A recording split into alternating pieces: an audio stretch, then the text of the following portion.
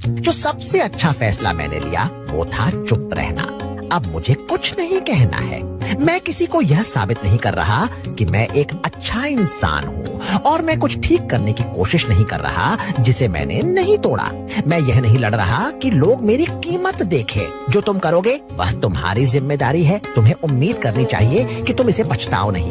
मेरी चुप्पी में मुझे शांति मिली। अब मुझे खुद को साबित करने की जरूरत नहीं है, न ही मुझे वो चीजें सुधारने